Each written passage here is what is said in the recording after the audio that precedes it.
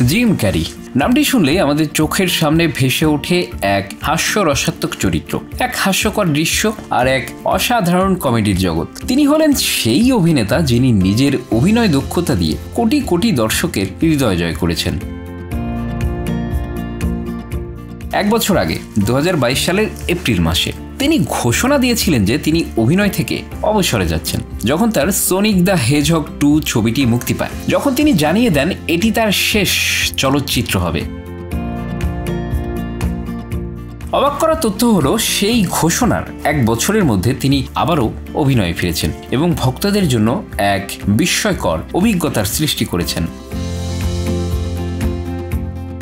গত মাসে যখন তিনি সোনিক দ্য হেজহগ 3 জন্য ঘোষণা দিলেন, তখন এই অভিনেতা ঘোষণা করেন তিনি আবারও ফিরে আসছেন। ছবির মধ্যে তাকে আবারও দেখা যাবে ডক্টর রোবোটনিকের চরিত্রে, যা তার ক্যারিয়ারে অন্যতম উল্লেখযোগ্য চরিত্রগুলোর একটি।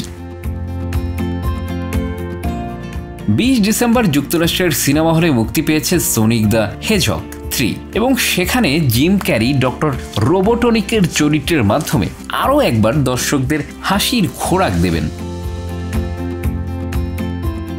কিন্তু তার অবসর নেবার ঘোষণাটি ছিল একেবারে চমকপ্রদ। তখন তিনি বলেছিলেন, আমি অবসর নিচ্ছি, এই বিষয়ে কোনো মজা করছি না। তবে তার এই সিদ্ধান্ত ছিল তাৎক্ষণিক এবং তখনকার পরিস্থিতি অনুযায়ী।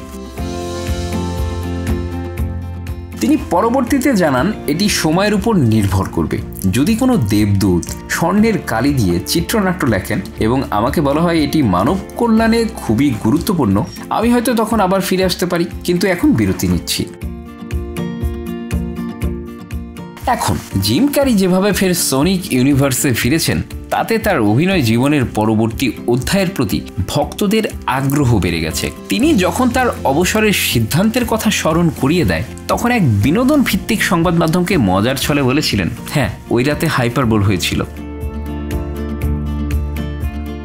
ঠোঁটে হাসি নিয়ে আরও বলেন, আমি এই ইউনিভার্সে ফিরছি কারণ এখানে অভিনয় করার মেধাবী চরিত্র আছে, যা কিছুটা প্রসারিত।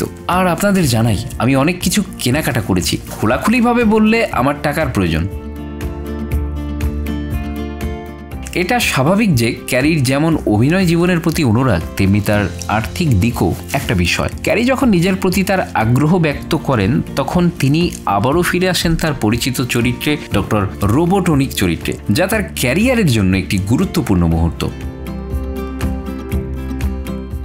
2019 সালে মুক্তি পায় সোনিক দ্য হেজহগ। একটা স্টুডিও ফিল্ম হিসেবে এটি ক্যারির জন্য এক নতুন দিগন্ত খুলে দেয়। এই ছবির সফলতার পর তিনি দ্য ব্যাড ব্যাচ এবং ডার্ক ক্রাইমসের মতো ইন্ডিপেন্ডেন্ট ছবিতেও কাজ করেন।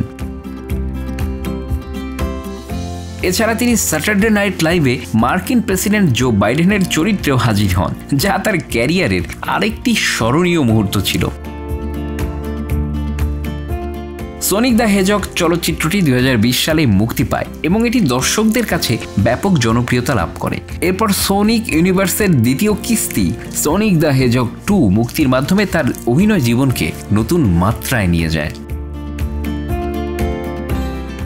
এবার সোনিক দ্য হেজহগ 3 ছবির মাধ্যমে তিনি আবারও ফিরছেন। এটি পরিচালনা করেছেন জেফ ফাওলার এবং প্রযোজনা করেছেন Paramount picture. Bangla affairs news desk.